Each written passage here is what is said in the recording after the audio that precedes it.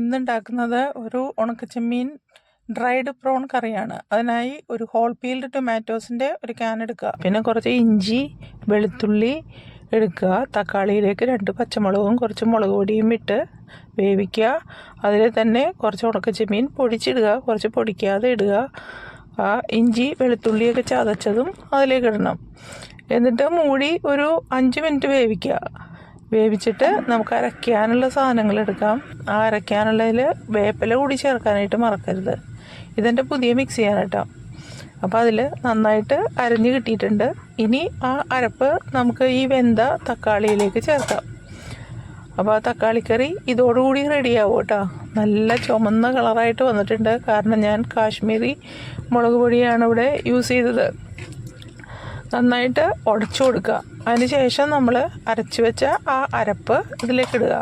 അരപ്പിൽ തേങ്ങ, ജീരകം, വെളുത്തുള്ളി, വേപ്പില ഇത്രയാണ് ഞാൻ അരച്ചിട്ടുള്ളത്. ആവശ്യത്തിന് ഉപ്പും കൂടി ഇടാൻ മറക്കരുത് കേട്ടോ. എന്നിട്ട് നന്നായിട്ട് മിക്സ് ചെയ്യുക. നമ്മുടെ തക്കാളിക്കറി ഏകദേശം റെഡി ആയിട്ടുണ്ട്. ഇനി ഇതിലേക്ക് കുറച്ച് കടുക് വറുത്തിടണം. അപ്പോൾ അത് ഞാനിവിടെ ഓൾറെഡി നേരത്തെ തന്നെ വറുത്ത് ഫ്രിഡ്ജിൽ സൂക്ഷിച്ചിട്ടുണ്ടായിരുന്നു. അപ്പോൾ എൻ്റെ മടി നിങ്ങൾക്ക് മനസ്സിലായല്ലോ അല്ലേ. ഞാനത് അതിലേക്കൊരു സ്പൂൺ ഇട്ടു. എന്നിട്ട് അത് ഇളക്കി പെട്ടെന്ന് തന്നെ റെഡിയായി കറി. അപ്പോൾ ഇതുപോലെ മടിയുള്ളവർ ഇതൊക്കെ ഉണ്ടാക്കി ഫ്രിഡ്ജിൽ സൂക്ഷിച്ച് വെക്കണം കേട്ടോ. അപ്പോൾ തക്കാളിക്കറി റെഡിയായി. ഇനി നമുക്ക് ചോറിന് അല്ലെങ്കിൽ ചപ്പാത്തിക്ക് എന്തിനു വേണമെങ്കിലും നമുക്ക് ഈ തക്കാളിക്കറി ഉപയോഗിക്കാം. ഓക്കെ.